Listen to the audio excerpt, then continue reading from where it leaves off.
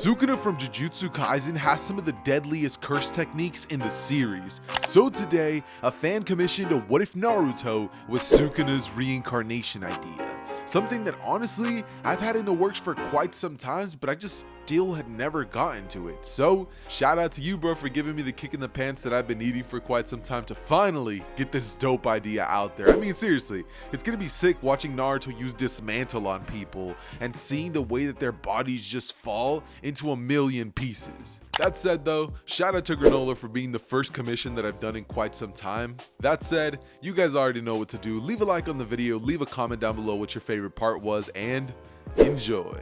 We begin our story on the night of the Nine Tails attack. Every single thing would go down just like it does in the original, all to the point where Hiruzen would find the baby Naruto. As he looks at him, strangely enough, Naruto would have these weird black markings that would appear on his face, and Hiruzen would stare at the baby Naruto wondering what this is, but suddenly it just disappears, almost as if an outside force had completely eradicated whatever had appeared in Naruto. The air had gone thick, but after this had happened, everything went back to normal, and Hiruzen just simply stared at the young baby, wondering what would become of the son of the Yellow Flash.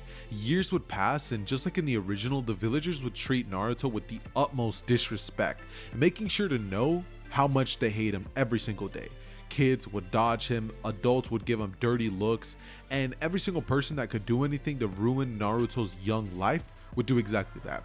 But the main thing that would go up and up and up and up and up in this series is people calling him a monster. And this is going to be doing something to the psyche of this young kid who literally has had borderline zero positive interactions with anybody else in this world. This would cause Naruto to have a ton of negative emotions, and as we know, cursed energy thrives off of that. So Naruto's cursed energy levels would be off the charts along with his chakra levels. And that's something interesting because this Naruto isn't only going to be having Sukuna's abilities, he's going to be having that and all of the abilities that Naruto has, or at least most of the ones that he'll end up learning. That said, as the years would pass by, Naruto would grow to have this weird mentality of everybody calls me a monster, so I'm gonna become one. And this young Naruto would end up trying to get stronger by any means necessary, meaning that this kid would begin training as hard as he possibly could every single day, trying to learn chakra, but the more that he tries, the more he realizes he just couldn't do it, and it was due to Kurama's interference with his chakra network. But luckily for Naruto, he had another way of accessing great power, and that was cursed energy, something very different to chakra but almost the same in essence. Naruto training outside one day would do something that almost felt innate to him, something that felt as natural as breathing, as running, as walking. It just felt normal, it felt right. And as Naruto would form this weird sign in his hand, suddenly Naruto would swipe at the air and a tree would begin to be cut into shreds. You would just see this tree fall apart as it would be cut into different sections and random slashes would appear on it. Naruto seeing this would be absolutely stunned, and him having done this so easily would proceed to replicate it over and over and over, with the difference being the output of the cursed energy. Naruto would notice that some of them would simply leave slashes as though somebody had taken a kunai and just scratched the surface. Others would go halfway deep, others would have completely cut trees down, and Naruto, after having noticed this strange ability that he had just gained access to, would be extremely eager to try it on somebody, since this version of Naruto would already be getting to that age where he was in the academy. The following day, Naruto, luckily enough, would actually be paired against Kiba for their 1v1 matches, which are supposed to simply be friendly wagers, but on this occasion, there was nothing friendly about it, because Kiba, being who he was, had pretty much offed Naruto and thought that he was nobody. He was simply just another stepping stone, thinking that he was the main character. But that would have been a terrible mistake for Kiba, because the second that the battle would start, Kiba would say, "Look everybody, I got Naruto on me, this is gonna be easy." And Naruto, hearing that, would simply crack a creepy smile as the second that the match would begin, Naruto would use his ability, which he's named Dismantle, on Kiba, as a bunch of undetectable slashes would appear on Kiba's body and they would mark him up as though he had been cut by a kunai. Mind you, Naruto's output of this would have not even been halfway there, and it would have done significant damage to Kiba, all the while everybody else would sit there and watch thinking, what was that? Sasuke being the most shocked out of everybody with him not even seeing anything. Naruto simply swiped his hand and suddenly a bunch of scratch marks appeared all over Kiba's body. Some people would start thinking that has to be the powers of the Nine Tails, that fox is coming out or something like that, but no, it was just Naruto. There was absolutely zero Kurama influence here. And so, after this day would pass, people who were already not like talking to Naruto and leaving him alone due to the fact that he kind of ended up becoming this quiet character who didn't let anybody get close, but if anybody tried to mess with him, Naruto never took it laying down, would become a whole different monster. Now having access to these strange abilities, Naruto would grow more and more as the years would pass in power, as eventually we would find ourselves in the classroom with everybody taking their final exam to become a genin. Naruto going up to the front would perform the shadow clone jutsu as everybody watching him would wonder if finally he's going to be able to perform a simple task, being one of the strongest people in the classroom and not being able to perform chakra abilities. They would watch as Naruto would fail once again, and as Naruto, failed, everybody would look at him with some people even almost cracking a smile. But the second that Naruto would glare at them, it was almost as if a dark presence would fill the room as they would quickly straighten up, almost as if you guys ever laughed at somebody and you they looked and you just immediately stopped laughing, you were like, oh, straight face, and you just kind of looked away. That's what would happen to them, except they were now sweating because they were scared that Naruto would genuinely hurt them. That said though, after class would finally be over, Naruto would make his way back to his seat as Mizuki ends up going over to him and telling him, hey Naruto, I don't really think it's fair that you're the strongest in the classroom and you're gonna be the only one who doesn't pass this year. There is another way to become a genin. Naruto looks at Mizuki and says, I'm listening. And Mizuki turning towards him would smile as he would say, all you have to do is steal the scroll, a specific scroll that's inside of Hiruzen's office. You're gonna find it and it looks like this and it's this color and it's da-da-da-da-da-da. He'd pretty much fill him up on the information of what the scroll looks like, how he's gonna do this or whatever. And he would tell him to meet him at a specific location in the forest. The location's actually going to be a bit different than the one that we have in the original, meaning that Iruka is not going to be able to arrive there on the scene or even see what happens, and it's going to be out of the range of Hiruzen's crystal ball, which originally, is able to scout the situation.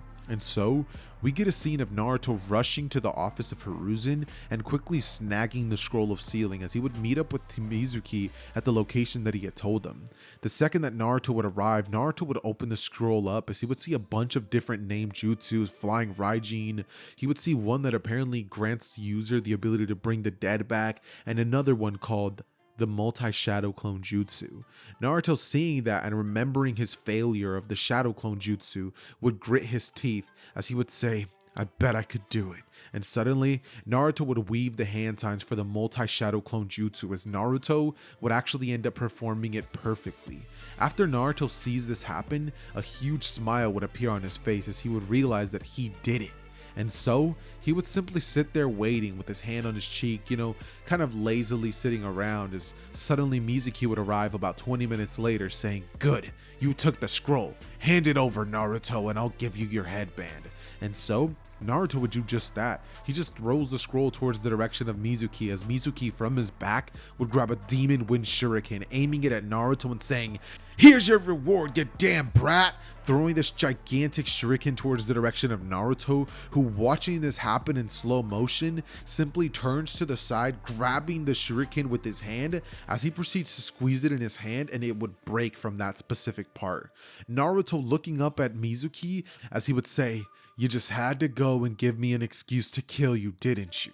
As Naruto, holding out hand signs for the multi-shadow clone jutsu, would have a bunch of clones appear as every single one of them would proceed to use dismantle on Mizuki. And Mizuki would be cut into so many little pieces that only dust would be left. Naruto, after this happens, would grab the scroll and simply make his way back to Hiruzen's office as he would realize that he clearly got tricked into doing something he wasn't supposed to do. As Naruto would be making his way there, a bunch of ninja would actually end up appearing next to Naruto saying, "Naruto, wait up!" And, obviously they're trying to scold him and catch up to him, but Naruto, not playing any games, would simply just speed blitz past them, or if not speed blitz, pretty much just outrun them, as he would make his way towards Hiruzen's office and pretty much go on to explain that Mizuki had tricked him into stealing the Scroll of Sealing and he was planning to kill him with the Demon Wind Shuriken. Hearing all this, Hiruzen would go on to nod as he would say that he's had his suspicions about Mizuki for a while, saying that he had hoped the rumors were false, but apparently Mizuki was responsible for more than just this incident. He would go on to ask Naruto how he escaped from that situation and what became of Mizuki, as Naruto, turning towards Hiruzen, would simply say, "Oh, him? I took care of him." Hiruzen would ask, "Where's the body?" as Naruto would say, "What body?" The room would go quiet as Hiruzen would look at Naruto and say, "You're dismissed. Thank you for bringing the scroll back, Naruto. Oh, and for taking out Mizuki, I believe this reward is in order," as he would hand Naruto a Genin headband and smile at Naruto. Naruto, seeing this, would simply grin as he would look at Hiruzen and nod his head. From this moment, Naruto would backflip off of the roof that he was on, and he would essentially make his way to his house. Once Naruto would end up arriving there, Naruto would boil some water really quickly using his cursed energy technique to make it faster since he didn't want to wait, and then he would eat his cup noodles as Naruto would simply sit there, kick his feet up, and relax as he would think to himself, "Multi-shadow clone jutsu, eh? That's gonna make my dismantle ability even stronger. I keep growing at this pace and there's not going to be a single person in the world who won't acknowledge me as a monster." As from this point, Naruto would smirk, and then the next day would come around. When this would happen, we would essentially get the event of the introductions going down, with everything pretty much going like it does in the original, and Naruto's goal essentially being to prove everyone right.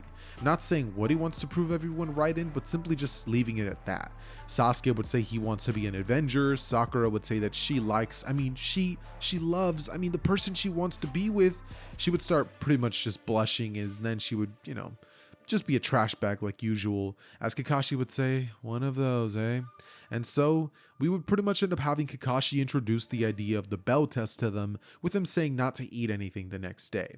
The following day, we would end up getting a scene of Kakashi arriving late, might I add, and Naruto simply sitting there waiting for Kakashi, tapping his foot, pissed at the fact that Kakashi was that late. But what are you gonna do about it? It's Kakashi sensei.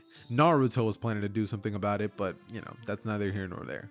Anyways, Kakashi would go on to give a lame excuse, serving to seriously just piss Naruto off more, and the second that Kakashi would say 3, 2, for the bell test to begin, Naruto would blitz towards his direction at 2, going in with serious intent to kill, as Kakashi would out of nowhere feel his body having been slashed in 6 different spots, his forearms taking the brunt of it with 3 slashes and 3 more going on his chest, his mid-abdominal section, and his stomach, which cut in a little bit thanks to his Jonin vest. That said, he would look at Naruto wondering what the heck that was, since there was no visual attack and he didn't feel the wind come at him. So Kakashi would wonder what that was. Instantly, Kakashi would not awaken, but he would lift up his headband, revealing the Sharingan, as Naruto, smirking, would simply shoot another one of those attacks once more, aiming to kill Kakashi, since he did say that anything less than the intent to kill is not going to be serving them well for this test. And so Kakashi would dodge out of the way, as Naruto, seeing this, would say, "There's no way."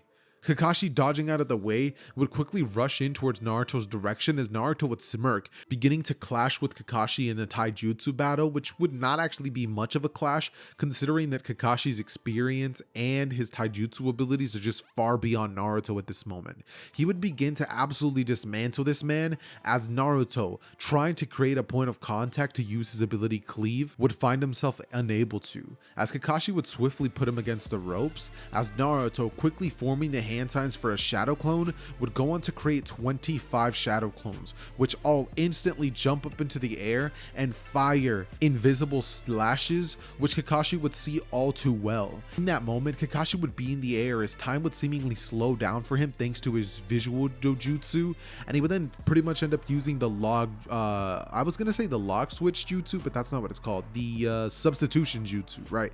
He would use the substitution jutsu, and he would proceed to swap places as as Naruto wouldn't be able to sense where Kakashi's presence is at due to him hiding it, and we would then get a scene of 5 Kakashis coming out of the trees as they would come rushing towards the direction of these Narutos. Naruto would try using his dismantle ability once more to launch a bunch of different attacks at Kakashi, but Kakashi would dodge out of the way very quickly of them and go to destroy these clones that Naruto would have created. Naruto, seeing that Kakashi was just on a completely different level, would grin as he would think to himself that he's gonna have fun with this battle. And so he would begin trying to clash with Kakashi once more, with Kakashi landing blows on Naruto and actually drawing blood, but instead of being worried, Naruto would simply let out a smile as blood would be pouring from his teeth, or not pouring, but his teeth would be like have blood. He has a busted lip already, and Naruto's just trying to land slash attacks on Kakashi. Kakashi's doing his absolute best to dodge land attacks and simply just beat up on Naruto, similarly to what Gojo would have done in the introduction between Gojo and Sukuna. And so Kakashi would fill in the role of Gojo in this moment as he would humble this version of Naruto and end up pretty much tying him to the stump, where Naruto, after accepting defeat, would simply sit there. Suddenly Sakura and Sasuke, yeah, that's the names, would end up appearing next to him, and they would end up offering him food. Just like in the original, the team would end up passing due to them actually sharing their food with Naruto, and because of that, we would end up getting Naruto becoming a part, officially, of Team 7. This means that we would get a small time skip where the team essentially goes on E-rank missions, all the while Naruto would use this time to get even stronger, get even faster, and get even smarter when it comes to his battle tactics, having taken a couple of strategies from Kakashi from their previous fight.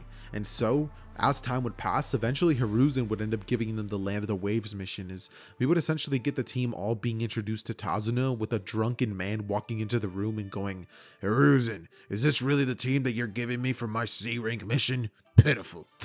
As he would turn his attention towards Naruto, and staring at him would almost instantly just shut up. Kakashi looks at him with a big bright smile, with his eye closing it like he usually does, as the very next day, Tazuna would appear at the bridge and pretty much end up telling them that they need to go. And so, the team would make their way to the Land of the Waves, as a little bit into their journey there, 2 Chunin ninja would jump out of them as it would be revealed to be the Demon Brothers, as they would rush towards the direction of Kakashi, trying to kill him first, seeing him as the biggest threat to their operation, and they would successfully do so, or so it would seem.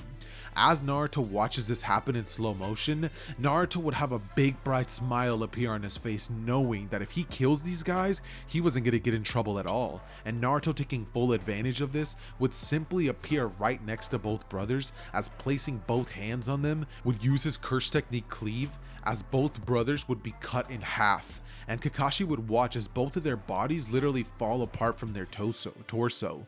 Blood would begin spilling out the sides of them, and you would just see Sakura and Sasuke watching this, as Sakura would barf, and Sasuke, seeing this display, would have a PTSD moment, remembering the way that the bodies of his Uchiha family members looked as he would see the blood splattered everywhere.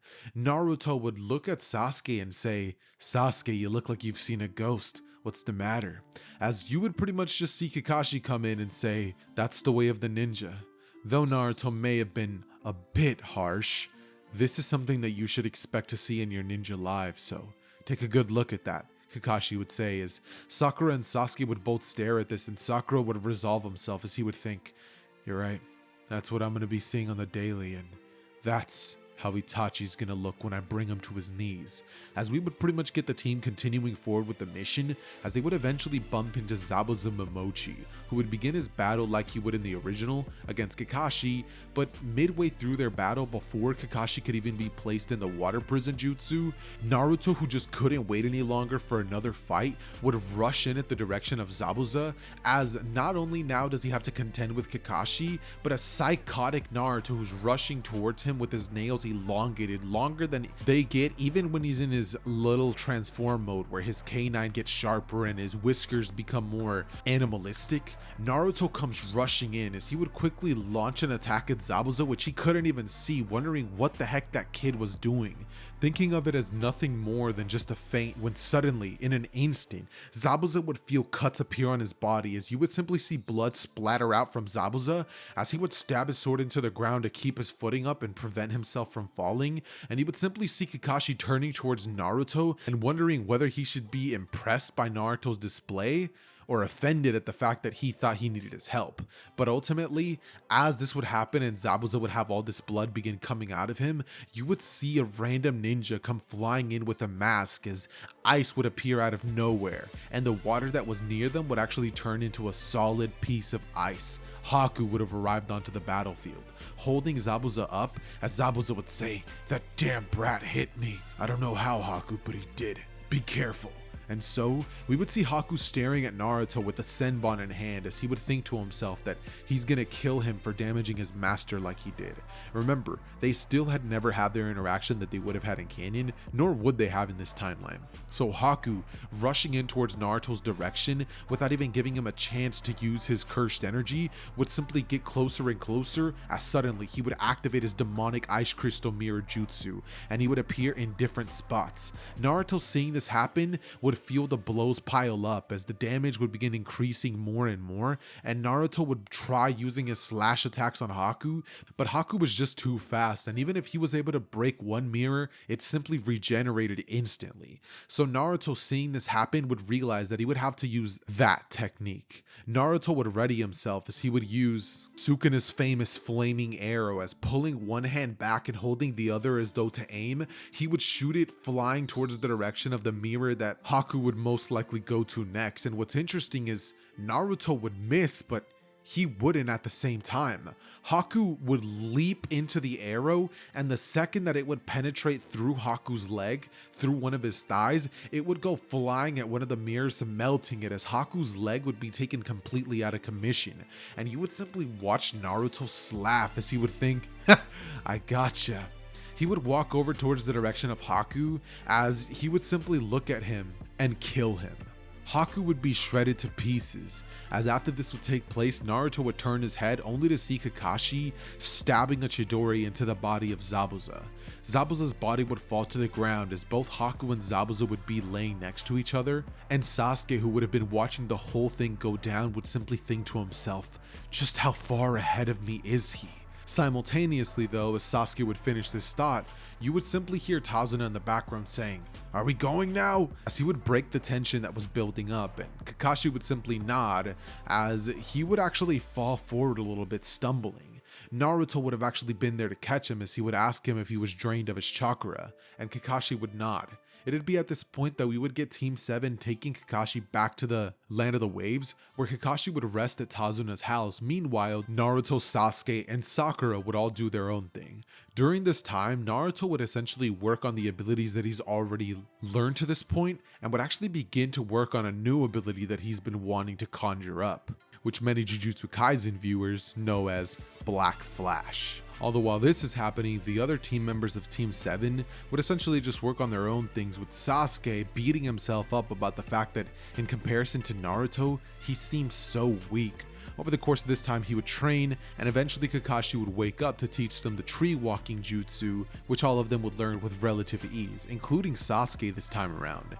That said, eventually Gato and his men would come around, but with them seeing Kakashi and his shadow clones, as well as Naruto there, and Sasuke and Sakura, and as well as some of the people of the village, they would quickly back up as Gato would finally let this village free of his tyranny, and the Land of the Waves would go back to being a peaceful land just like it should have been, as the bridge would still be named the Great Naruto Bridge for his contributions in the fight, as well as helping to scare Gato off. That said, the mission would be a complete success, and Kakashi as well as the rest of them would return to the village, filling in Hiruzen on how it went down, with Kakashi and the team being praised by Hiruzen, and ultimately Hiruzen asking Kakashi if he's told them about that, with Kakashi sighing, saying that he was planning to, but ultimately he would begin to tell them about the Chunin exams, with all of them agreeing to take part of this, with the exception of Sakura, who looked a little more hesitant than the rest. That said, we would jump into the first scene that we normally get, which is the Rock Lee challenging Sasuke moment, as just like in canon, we would see Sasuke get absolutely smacked by Rock Lee, which would actually be a lot worse than it was in the original, considering that here, Sasuke not only doesn't have a Sharingan, but he's even lacking his combat experience with Haku that he would have had in the Land of the Waves thanks to Naruto, and so his beating would be a lot worse than it was in the original, with him not even able to see Lee's attacks coming. Suddenly, we would see Naruto step forward as he would challenge Lee as well, but Sakura, being afraid for Lee, would go on to pretty much hold Naruto as she would say, hey, we should get Sasuke's wounds treated and report to the actual testing grounds. As Naruto, looking at Sakura and then looking back up at Lee, would simply nod as he would put his hands in his pockets and walk away. Lee would wonder who would have won that fight, but only time will tell that. That said, we would get everybody taking the test that they would just like in the original, as since you guys are not exactly here to hear about any of that, we're going to be jumping straight into the events of the Forest of Death section, specifically Orochimaru's fight versus Team 7. The battle would begin as Naruto would feel a shiver down his spine. Naruto would have a huge smile appear on his face, bigger than any that he's ever felt, as Naruto could feel a powerful presence getting closer and closer. Suddenly, a woman would appear before Naruto as Naruto, staring at her, would wonder if he could even win this battle. Naruto would immediately use his technique Dismantle on Orochimaru, as Orochimaru would actually have the attack land on him perfectly. This would actually damage Naruto's body significantly, but shockingly enough, Orochimaru would simply molt his skin, as Orochimaru would look just fine. However, his disguise would be ruined, and in the background you could just see Sasuke and Sakura, who both in the presence of these two monsters were trembling. Sasuke, seeing this, would wonder why in the world Naruto can move so easily when this presence is making it hard for Sasuke to even breathe. In this moment, Sasuke's rage and emotions would actually cause Sasuke to awaken the Sharingan, as the drive to push himself and awaken his ability would actually reawaken the Sharingan inside of him. Because I'm not entirely positive if this is true to the canonical story, but I'm pretty sure that Sasuke actually awakens his Sharingan on the day that Itachi massacres the clan. Correct me if I'm wrong in the comments, or he could just awaken it here. Regardless though, Sasuke after this would resolve himself as he would rush in towards the battle between Naruto and Orochimaru, seeing the technique being displayed by Naruto, would simply think, interesting. This technique requires no chakra. I must know how it works. He would create separation between himself as Naruto as he would ask, how does that technique of yours work? And so we would simply see Naruto looking at Orochimaru as he would say he doesn't know, clearly lying to Orochimaru, who hearing this would think, that's a shame. I really would have loved to have learned that technique. As Orochimaru would weave hand signs and hold his hand out as multiple snakes would come rushing towards Naruto's direction, but before he could even do anything, Sasuke comes flying in as he would say, Fire style! Fireball Jutsu! And this flame would proceed to incinerate each and every single one of the snakes. Naruto, looking at Sasuke, would say, what took you so long? And Sasuke would say nothing back as he would simply stare at Orochimaru, telling Naruto to get his head out of the clouds. Naruto, seeing Sasuke say this to him, would grin as he would say, don't slow me down. And in a flash, Naruto would be gone, but interestingly enough, so would Orochimaru, moving far faster than Naruto could even keep up with, as Orochimaru would land a blow on Naruto, sending him crashing into a tree, as Naruto would puke on himself, wiping it off before looking up at Orochimaru, his eyes having changed, shifted to that of Kurama's eyes, as he would rush back into the battle with a more animalistic fighting style, jumping up into the air and using his dismantle ability on Orochimaru. Slashes would come flying in towards him, as Sasuke, seeing this happen, would actually finally be able to see what's coming, seeing a bunch of almost invisible slash looking air-like waves flying towards his direction, as well as Orochimaru's. Sasuke, leaping out of the way, would have managed to avoid each and every single one, with Orochimaru dodging most except for one, since he was already trying to contend with Sasuke. That would have caught him off guard. Orochimaru, however, would simply molt out of his skin once more, as Naruto would think to himself that he needs to land an attack which will get rid of him entirely. In this moment, Naruto would yell out, Sasuke, keep him still, as he would begin to charge up his fire arrow, as we would get a scene similar to the one of Goku, Raditz, and Piccolo, where Piccolo was charging the Makanko Sappo and then getting ready to shoot it at him, but obviously it's not exactly the same. At this point, Sasuke's only trying to distract him and keep him still. Meanwhile, Naruto's charging this massive attack, which is causing a massive amount of bright light to shoot off everywhere, with the red hue filling the area, as Sasuke leaps out of the way, jumping backwards, looking super cool, kind of like a acrobatic move, as Naruto would let go of the arrow and it would come flying towards the direction of Orochimaru. Orochimaru, however, swiftly forming hand signs would create one of those gigantic barrier things that he would have used against Naruto's tailed beast bomb in, the Shippuden section of Naruto, as he would dodge the attack and completely evaded. An explosion would go off as Orochimaru's entire cover would have been destroyed, with Orochimaru being stunned at the attack potency behind that thing. Orochimaru realizing that if he doesn't take this attack seriously, they have a potential, just a potential, to defeat him. As Orochimaru, understanding that Naruto's the most dangerous one here, would rush in.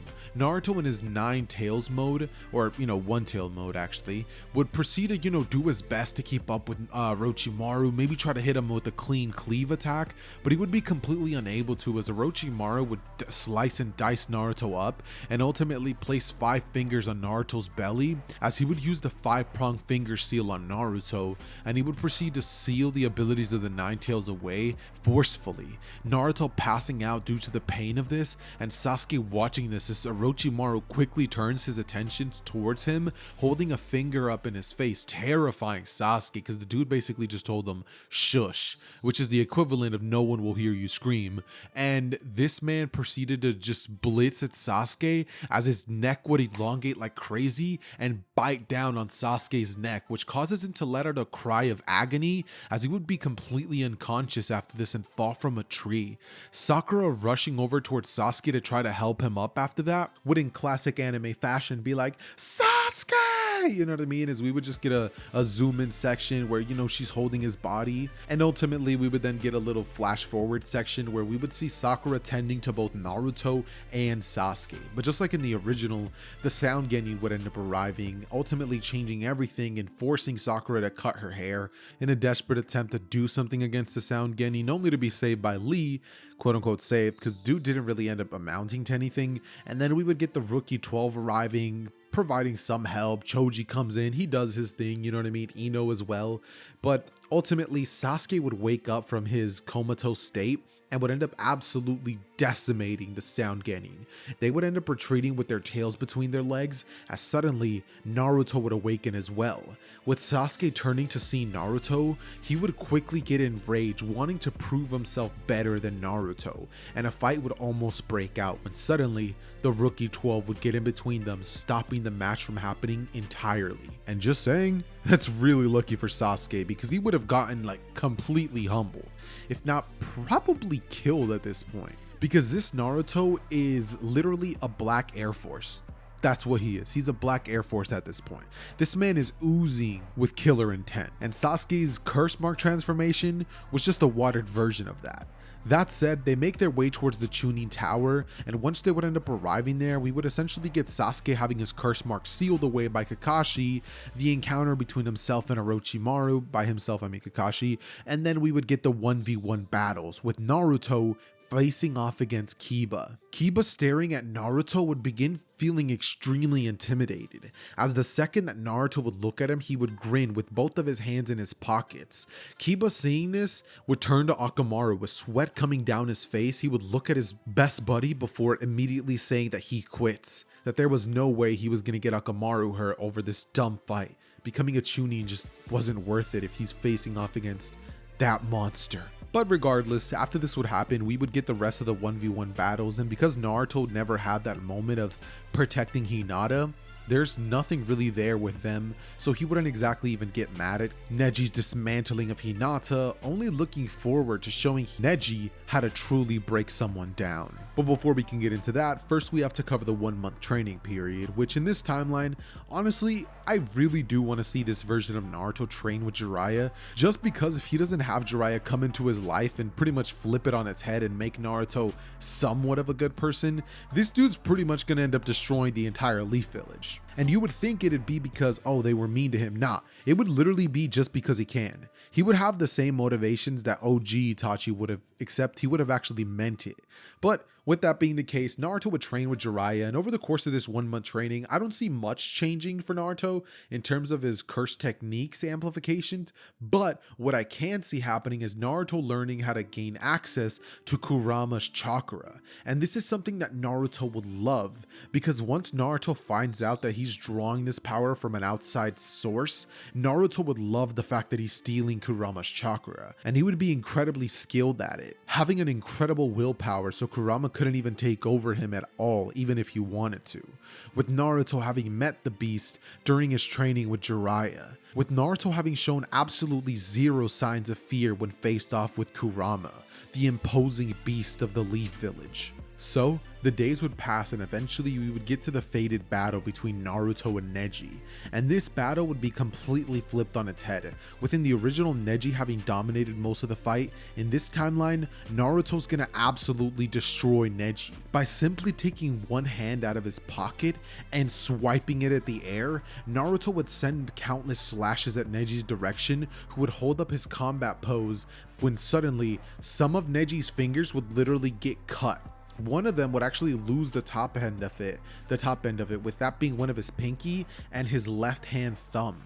That said, Neji would let out a cry of pain as, still holding up his combat stance, Naruto would come rushing in, with Neji doing his best to avoid as many blows as possible, but with his hands and arms as well as forearms being in that state, he just wasn't able to contend with Naruto. Every punch felt like a dumbbell being swung at him, which was also spiky on top of the fact that it was a big, heavy, bulky thing.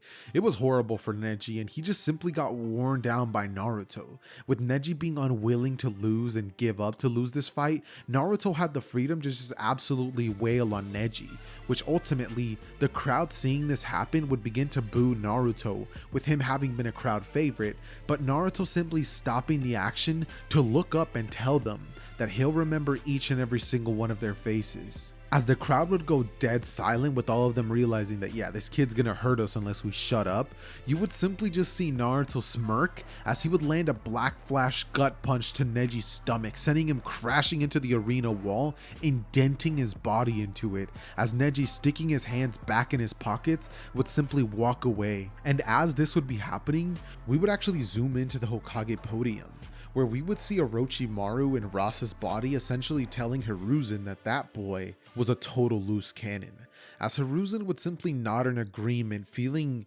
just sadness overcome him, as he would think to himself that he's failed Minato, that Naruto has grown up to become this and it was all his fault. His negligence over the years has led to this and he can blame nobody but himself. He would take a hit of his pipe, but suddenly the next battle would begin, which would be Sasuke versus Gaara, and that would be when the madness would begin. The Sand Village would begin their onslaught on the village, as Naruto would watch as Sasuke and Gaara would leave the Chunin exams entirely, going to fight in the forest. Naruto, seeing this, would turn to Kakashi, who would simply look at him and nod at him. Naruto immediately knows what he's trying to say, so Naruto, with a sigh, would simply speed blitz towards them, chasing after them as he would use chakra at the tips of his feet to lunge from tree to tree. That said, he would eventually make his way towards Sasuke and Gaara as the battle would have already commenced, and Sasuke would actually be attacked by Gaara's partial transformation form, as Sasuke would be sent crashing into a tree, snapping a couple of leaves, as Naruto would appear right in between the both of them as Gaara was about to land another consecutive attack. You would see Sasuke's curse mark activate, as Naruto, turning to Sasuke, would simply say, "Don't get the wrong idea, Sasuke. I'm not here to save you. I'm just here to show you how it's done."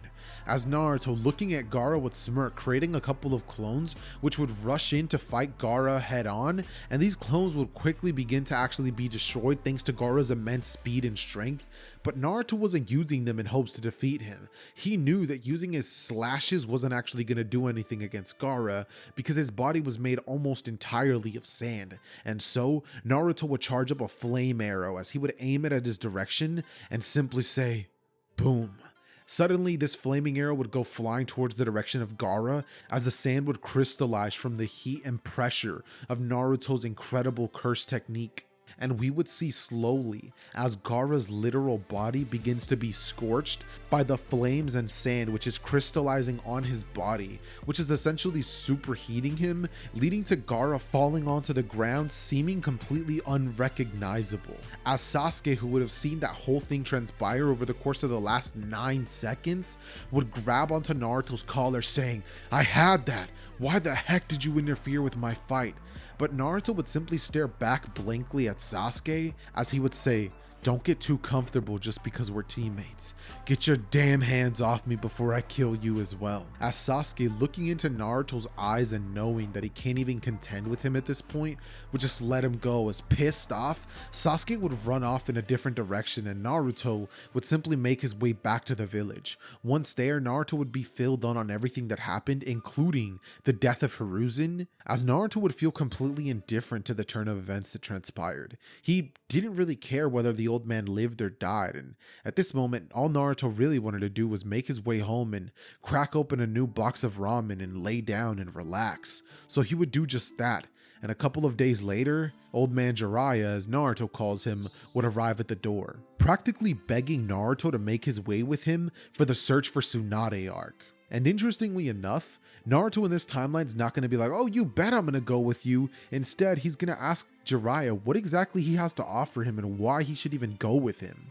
From this point, Jiraiya would actually end up showing him the Rasengan, saying that he could teach him this technique, but Naruto seeing this would completely seem disinterested, not caring about it, in Naruto's words, weak technique like that, as Jiraiya would be completely dumbfounded, going on to explain that the 4th Hokage created this jutsu and it took him 4 years, with Naruto saying that he must have wasted 4 years and must have sat there doing nothing, because that thing is worthless, it can barely be called an attack. So Jiraiya, with no other cards left to play, would simply tell him that if he comes with him, he could help him with his research. Naruto, after hearing that, for the first funny moment of this entire series, he would just perk up as he would turn to Jiraiya and say, "When are we leaving?" Jiraiya, seeing the look on the boy's face, would smack him on the back as he would say, "I knew you couldn't resist," and he would basically tell Naruto to gather his things, that they're leaving immediately. Naruto would do just that, and they would make their way in search of Tsunade as they would go from town to town, searching for any clues that could help them get one step closer to finding her. Suddenly, Naruto would find himself inside of a hotel room as he would be relaxing after a long day of searching for Tsunade, with Jiraiya having left to go with some girls or whatever it was. Naruto would suddenly receive a random knock at the door as he would go to answer and be greeted to the eyes of Itachi, Uchiha, and Kisame, with Naruto looking straight into Itachi's eyes and saying, "You must be the brother I've heard so much about," with a cocky tone, as Kisame, hearing the confidence in this brat's voice, would swing his blade at Naruto, but Naruto would dodge the blade by bending backwards, as with an upward slash he would send this attack towards the direction of both Itachi and Kisame. But Itachi, thanks to his Sharingan, would see the slashes coming at him. Unfortunately though, Kisame, having been the first time that he experienced this attack, would be caught off guard, so the slash would land on him. And Naruto, seeing this, would get a huge buff to his ego. He would act super confident and cocky, and this would piss Itachi off, who, even though he wasn't exactly there to actually capture Naruto, he definitely wanted to humble him. And so, using the ability of Tsukiyomi, he would trap Naruto in an unbreakable genjutsu, as he would proceed to not only humble Naruto, but to completely bring him to his knees in this world, where Naruto couldn't do a thing about it. Fortunately for Naruto though, when he was brought back into the real world, his hands and knees would hit the ground as he would begin hyperventilating, looking up at Itachi, who would simply glare at him with the Sharingan being active. Suddenly, you would hear Sasuke running through the midst of the hallway as he would scream, "Itachi!" And we would get the same encounter that happens in the original. Jiraiya would finally end up arriving and he would save Naruto and Sasuke, as Sasuke would be taken back to the Hidden Leaf Village since he needed to be healed after encountering Itachi and also experiencing Tsukiyomi on himself. That said, after this encounter with Itachi and Kisame, Naruto would have gotten the idea for a brand new curse technique, as he would begin developing the Malevolent Shrine domain expansion. And because of Naruto's prodigious nature, this would be completed in record time, with it also being something that felt easy to Naruto, natural, like he's done it before for some reason. That said, they would eventually find Tsunade at a random pub in a bar, and walking inside, Jiraiya and Tsunade would catch up as she would badmouth the Kage, telling Jiraiya that she doesn't want to return back to that village and that Hiruzen was a fool for taking that position up again. She would blab on and on about how she's glad she left the village, but Naruto would simply speak up saying, "Lady, will you shut up? You've been talking for 10 minutes straight. No one cares if you want to come back. Point is, the village needs you, and this old man here took me with him on this mission, so stop making our lives so difficult." And Tsunade, hearing this, would have a vein appear on her forehead as she would say, "What did you say, you damn brat?" Naruto, realizing that he had already gotten under her skin, would proceed to spill his drink in her face as she would just feel all the liquid pouring down her body as she would smash her hand into the table and then punch Naruto square in the face, sending him crashing out of the building, as now he's officially gone and done it. Tsunade is pissed. And Jiraiya, watching this all happen, would be trying to stop it, but there's nothing he could do. Naruto would stand up as he would crack his neck back into place, and he would look at Tsunade getting ready to fight. Jiraiya would say, "Wait, Tsunade, you can't just kill my student," with Tsunade saying, "I can and I will, Jiraiya. Now step out of my way before I kill you too." As Jiraiya would say, wait, how about this? If the kid can land a single blow on you, he wins." Tsunade would scoff at this mention as she would say, "If he can land a single blow, I'll even return to the village." As the fight would start, and Naruto would instantly use Dismantle to cut Tsunade's hand clean off. With that being the case, she would be absolutely shocked by the blood that would appear all over her, and she would go into panic mode as her whole rage and anger would completely disappear, and we would essentially see Naruto staring at Tsunade, wondering what the heck the deal is.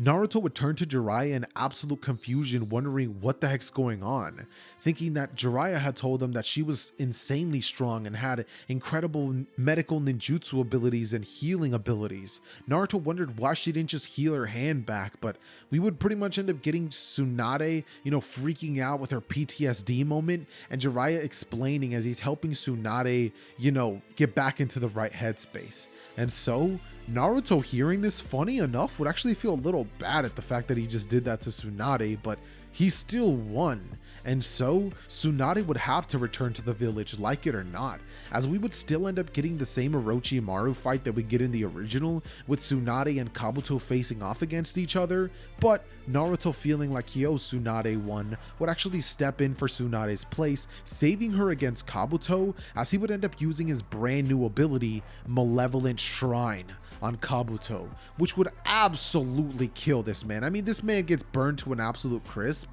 and there was nothing he was going to be able to do against it. Because, mind you, none of the characters in this series have access to domain expansions, so it's not like they were even able to counter it. It was just like when Yuji was brought into the domain expansion section, and the dude just got absolutely wrecked by Sukuna when he was trying to make a deal with him. That's the equivalent of what just happened to Kabuto. And with that being the case, Orochimaru, realizing that he was now in a fight against Jiraiya, Tsunade, and Naruto, ends up retreating, knowing that he's not going to escape this one if he continues to test his luck. And so we would get all of them returning back to the village, as we would get the usual fight between Naruto and Sasuke on the hospital. Or at least that's what I would say if that was the case. This version of Sasuke knows exactly just how strong this Naruto is, and he's already been weaker than Naruto this whole time. He's not exactly going to take it personally when Naruto's already stronger than him. And so we never end up getting that arc, and we instead get Sasuke pretty much sulking in the fact that he's this weak and he hasn't gone any closer to Itachi as the day that he started. So just like in the original, when the Sound 4 appears to Sasuke, this offer would be even more enticing to this version of Sasuke, who takes it without even second guessing a thing and would ultimately be taken with them to go meet with Orochimaru. And with that being the case, you can pretty much count on the Sasuke Retrieval mission happening.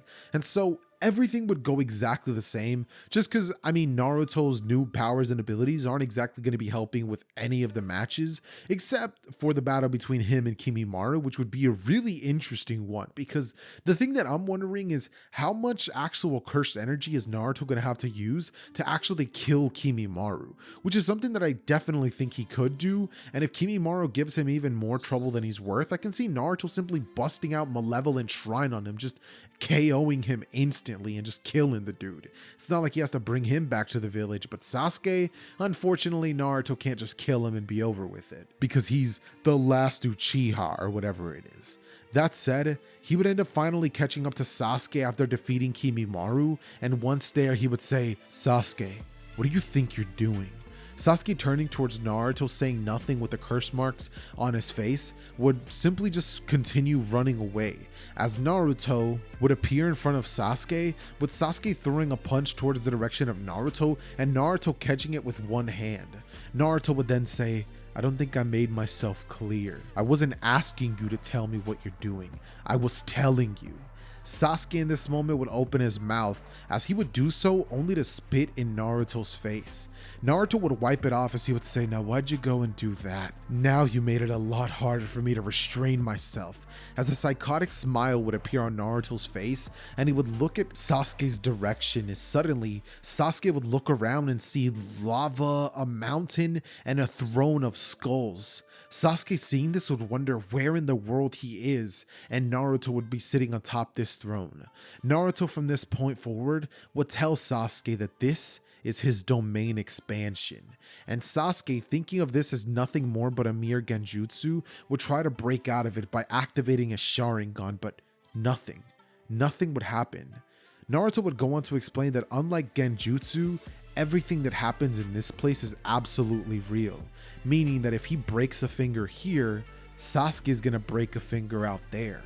And so Naruto would do just that to Sasuke, breaking one of his fingers, as Sasuke would let out a yell, and Sasuke would look at Naruto with fear in his eyes, as he would realize that Naruto has complete control over this area.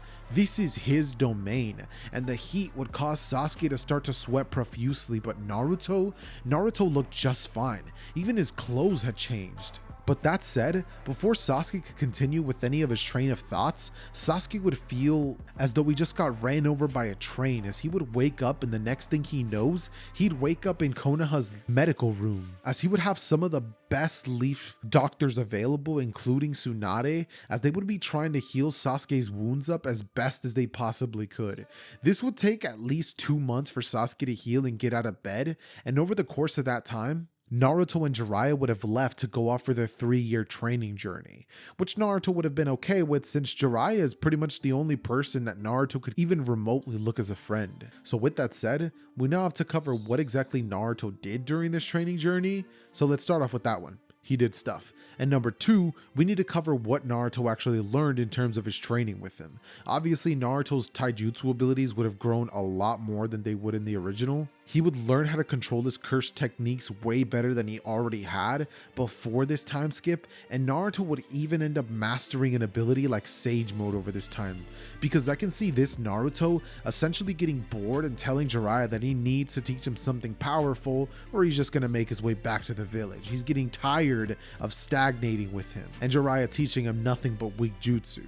So Jiraiya, in an attempt to pretty much show Naruto that he still has a lot of cool stuff to show him, would have ended up showing him Sage Mode early, with Naruto meeting the Toads of Mount Miyaboku and having huge character changes happen for him over the course of this time skip, which is a massive deal considering the fact that before the time skip, Naruto was a borderline psychopath with a crazy lust for battle. But now, all that has changed, and Naruto has become a much more different person.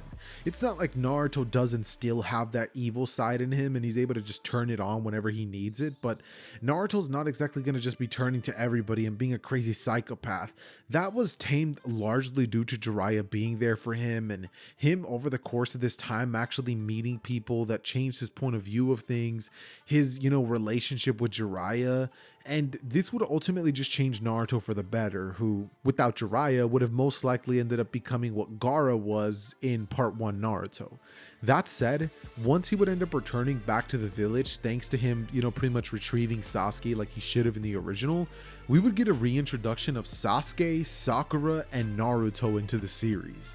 They would all end up pretty much redoing the bell test just like in the original, with the inclusion of Sasuke this time around, as well as Naruto's newfound capabilities. series. And with that being the case, Team 7 would speed blitz Kakashi with the help of Sasuke and Naruto, and even Sakura would help out a bit, which would be kind of surprising considering her monstrous strength would be something that actually would help the team get the bells this time around. That said, Tsunade, realizing that this team is more than capable of handling almost anything, would actually end up sending this 3-man team, or 4-man technically because of Kakashi, to go capture the One Tails, considering that after 3 years had passed, Shukaku had finally ended up reforming thanks to Naruto having killed Gaara, and pretty much meant that Shukaku had to reform from absolutely nothing. So now that Shukaku had been completely reformed, and obviously with Gaara being dead, he's not the leader of the Sand Village, we don't get the Sand Kage mission. Instead, we get the Shukaku Retrieval mission, where Team 7 is pretty much in charge of going to that same area where Shukaku would have died thanks to Naruto, and essentially capturing him. And with all 3 of them being on the case for this mission, I could see that easily happening, with Sasuke having a little bit of a grudge for Naruto considering the way that their last encounter had met over 3 years, but Sasuke would mostly have gone over that. And with Naruto's change of personality, having become a lot more docile, would kind of just put that behind him, understanding that he doesn't exactly wish to know who's stronger between the 2 of them right now, with the only thing that Sasuke's focused on is Itachi's death. And so the team would make their way to retrieve Shukaku, the weakest of the 9-tailed beasts, as this would be a relatively easy mission for them, with Shukaku actually being sealed inside of Sakura this time around. Since obviously the Sand Village had attacked them, they have absolutely no reason to return the One Tails to them. And we would now have Sakura getting her first ever amp that I've ever given her through the course of any series that I've ever done in this channel before. But that said, the Sand Village would definitely not be too happy about this, and conflict would arise between the Leaf and the Sand Village. But that's not the end of Konoha's problems, because the Akatsuki, after catching wind that the One Tails had finally reformed, would send out a search party consisting of Deidara and Sasori, as they would go to the Leaf Village and try to capture Sakura to extract the tailed beast from her. But thanks to the fact that Sasuke was there in the village, and this time around his relationship with Sakura would have moved on very well, considering that they had a lot of time to catch up with, and they pretty much went on a bunch of missions together. I just don't see a world in which a eventual relationship would have came up with the both of them, and so Sasuke was just not going to be letting that happen. And thanks to Naruto also being in the village, this battle between Deidara, Sasuke, and Naruto would be an absolute wash, with Deidara being cut into a million little pieces by Naruto, and Sasori actually having been completely taken out by a keyring point blank from Sasuke, who was extremely pissed after the dude tried to literally kill his girlfriend. That said, after this mission would be over, Sasuke and Sakura would end up having like a little cute reunion moment where she thanks him for saving him or whatever. Naruto in the background would practically be barfing at the sight of that, but obviously the dude's kind of just making a little bit of a nonchalant joke. And then we would essentially get a scene in which Sasuke, a couple of days later, would receive a crow message from Itachi telling him to go and face him for their final battle. This time around, because Sasuke has people around him who he can count on and has learned to count on, being Kakashi and Sakura, who were there for him in his weakest moment of, having been captured by Naruto and recovering and relearning how to, become a shinobi, Sasuke would have the utmost trust in them, and so they would go along with him in place of Team Taka to go face Itachi. That battle would go exactly like it does in the original, with the only change being that Kisame and Kakashi would actually get into a full-fledged battle. And this is actually an interesting one, because normally I would say that Kakashi would lose, but thanks to his Kamui capabilities, I can see him being able to successfully probably land a Kamui snipe on Kisame, and with Sakura's help with the one-tailed capabilities that she now has, this would be a win for Kakashi and Sakura's favor, as all the while the battle between Sasuke and Itachi is taking place, Sasuke would win, and ultimately Obito would end up making his motives very clear, taking Sasuke with him and telling him the truth about Itachi. But while all that is happening and Sasuke would end up leaving the Leaf Village and siding with Obito and the Akatsuki, Naruto would remain in the village where he would get the worst news of his life.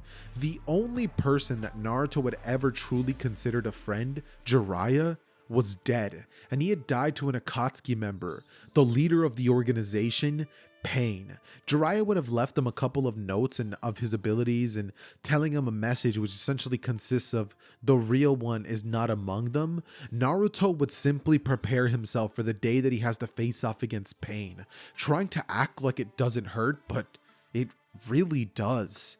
If Naruto had to lose one single person and it would have actually hurt him, that would have been Jiraiya. And with him gone, Naruto can't help but feel a feeling of just emptiness, like his life would have gotten that much more gloomy, I guess is the word I would use.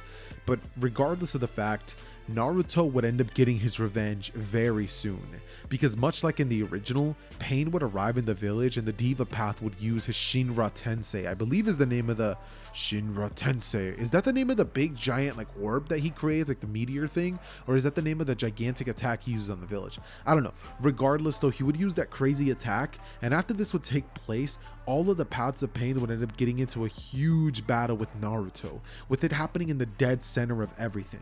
Now normally we get battles like Kakashi versus the Diva Path and the Asura Path, I believe, and then we get Konohamaru versus one of the paths and yada yada yada, but in this timeline, because Naruto's there off rip, we don't get situations like that, and instead we pretty much get Naruto versus the Paths of Pain off rip. This man would begin the battle by using Dismantle on one of them, but they would be able to easily dodge out of the way, having a 6-way shared vision, and Naruto, realizing this instantly, would quickly go on to go to another method, knowing that this was the person responsible for the death of his sensei. Naruto would simply smirk as, holding out his domain expansion hand signs out, he would say, "Domain expansion," and ultimately end up destroying each and every single one of the Paths of Pain, turning them to nothing but dust by incinerating them with the flames of his domain expansion, just like he would have done to Jugo in Jujutsu Kaisen. That said, after this would take place, Naruto would make his way towards one of the Diva Path's chakra rods, picking it up from the ground as he would use his Sage mode, activating it for a split second to feel the location of the real one. Naruto, making his way there, would arrive at the front entrance of this cave or gigantic tree, I believe it was, as he would smash a hole straight into it, cutting the door. No, he would cut the door clean open and walk over, getting closer and closer to Nagato. Nagato, I believe, would actually end up telling him his backstory about how Jiraiya raised him and stuff like that. And Naruto, after hearing this, you would think he would feel compassion, or he's like, why? No, Naruto just gets pissed. He's like, so despite the fact that Jiraiya trained you and taught you everything you know and saved you, you killed him. Naruto would turn towards Nagato as he would use one of his slash attacks to rip him to shreds, but Konan would get in the way and she would be torn to pieces, as it would look like paper would fall onto the ground. Naruto, seeing this, would think that it's a shame she's dead, considering Naruto thought she was a bit attractive. And so, he would then go on to quickly kill Nagato, who in this version would not use Rinne Rebirth, so the deaths that would have happened thanks to that giant attack by the Diva Path would remain. However, luckily in this timeline of events, the Kakashi death would not be one that ends up having to be reversed, so luckily he gets to stay alive. And with that, we're able to actually move on to the final arc of Naruto, the war arc, or more specifically the events leading up to that. After this gigantic attack from the Akatsuki, we would have the 5 Kage summit, and with Sasuke still attacking the Cloud Village, we would still end up having that whole encounter that ends up happening. And in this timeline of events, what's interesting is that Tsunade, because she still would have been injured like in the original, due to her trying to save as many people as possible with her slug summoning, Danzo would still be the one who ends up going in place of the Hokage as a replacement, and Naruto would actually make his way towards the Hokage summit alongside Kakashi. Both of them being there, they would essentially serve as Danzo's muscle, as discourse between the Kages would get very hostile, specifically with the Kaze Kage of the Sand Village, Kankuro, and Danzo, who would pretty much demand to have their tailed beast returned, and Raikage pretty much explaining that their village is the one that's been having most of the attacks going down, and that, you know, their damn rogue shinobi Sasuke was the one responsible for his brother. He would stand up off of the table telling him that if his brother dies, then he will as well. As conflict would just skyrocket more and more, and suddenly Obito would make his presence known.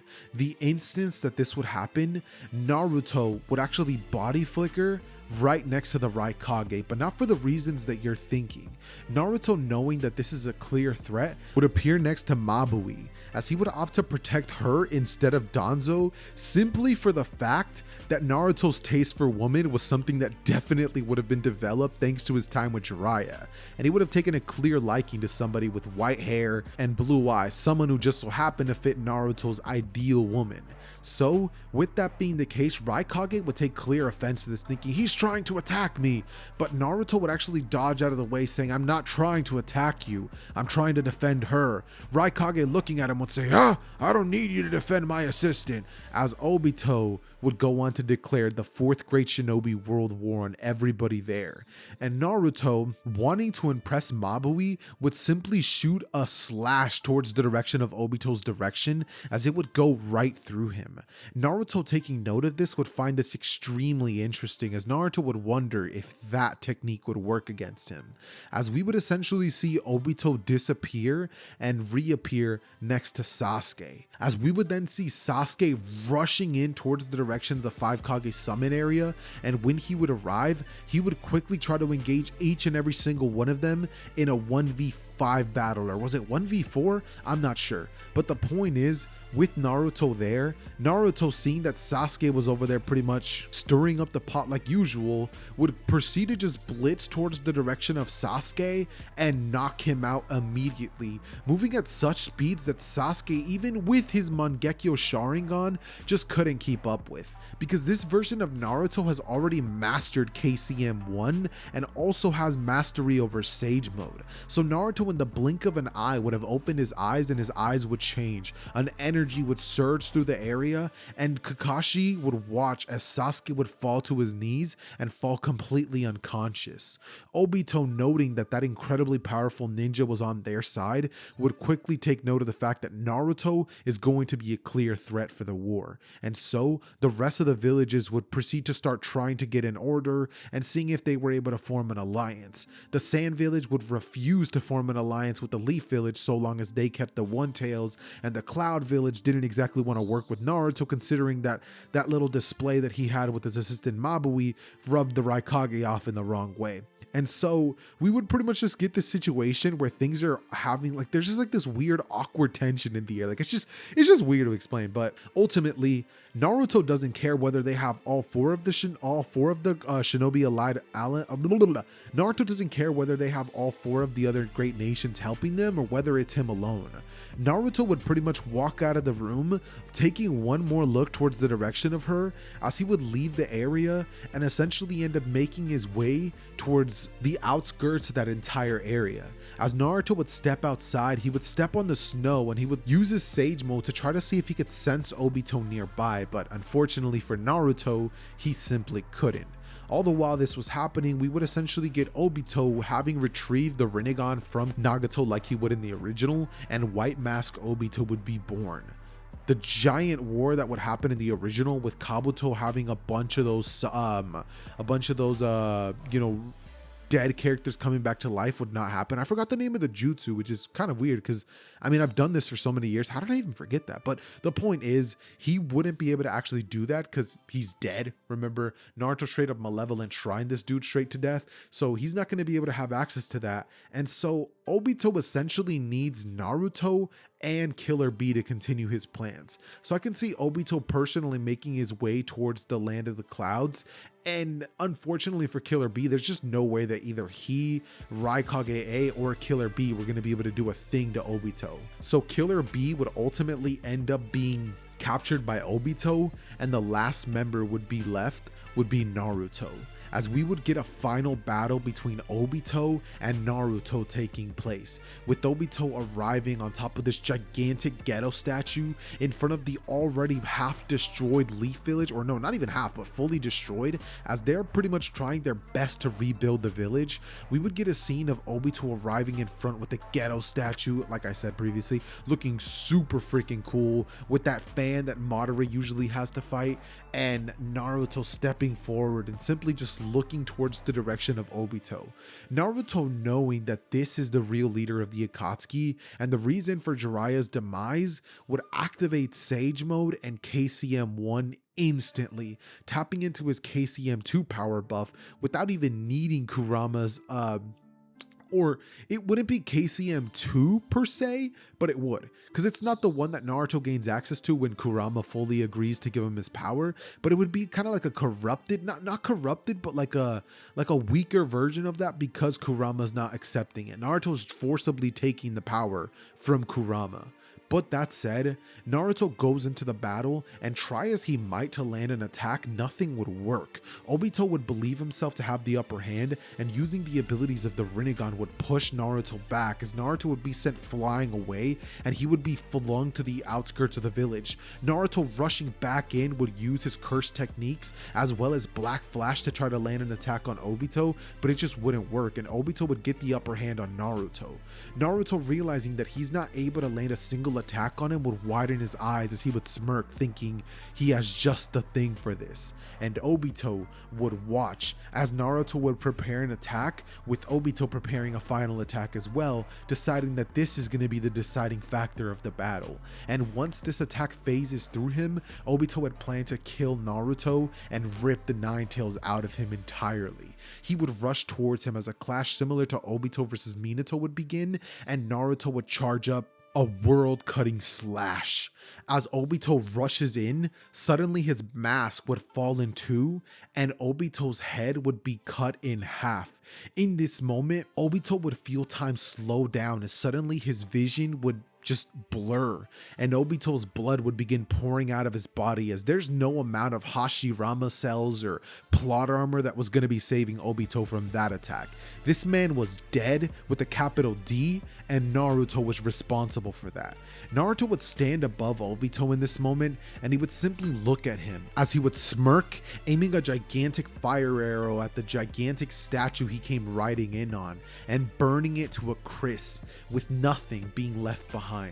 After this would happen, Naruto would kind of just sit there and reminisce on all the moments that he had shared with Jiraiya and everything that had essentially led him to this point, as Naruto wouldn't regret a thing, but if there was one thing that he could take back, it would be not finding out the Raikage's assistant's name. So Naruto, after this would happen, would essentially end up putting a cloak on and just walking away, as Naruto's hair would flow in the wind and his Leaf Village shinobi headband would be placed on his shoulder, as Naruto would make his way towards the hidden Cloud Village, going over to report with a letter that the war was over and that Obito had been defeated by him. Naruto, making his way there, would make his way inside of the village, as he would stand before Raikage, handing him the letter and telling him that he took out his brother's killer. Raikage would smash his hand into the desk as he would say, "What use is that now? My brother is now dead." He'd be disrespectful to Naruto, but Naruto, not caring about him, would turn to Mabui, as this man would proceed to start rizzing her up in front of the Raikage, as Naruto could swear that he had seen a ghost of Jiraiya smiling at him, saying, "That a boy." And that would be the closing scene to What If Naruto was Sukuna's reincarnation, which once again was commissioned by the legendary, insert name here because I honestly don't know it yet. I'm just recording the video, but I still haven't gotten that information. I'm sure that in the intro I probably mentioned that if he wanted to say his name or just remain anonymous. I'm not sure yet, but yeah, you know who you are, bro. Thank you so much for commissioning this video and being the first one to actually do it. In case you guys are not aware of what that is, he basically ended up paying for this video to be made for you guys. So comment W to this guy because he's an absolute Chad for that. And with that being said, ladies and gentlemen, I love each and every single one of you guys. It has been your boy Xehther, and I am out. Peace.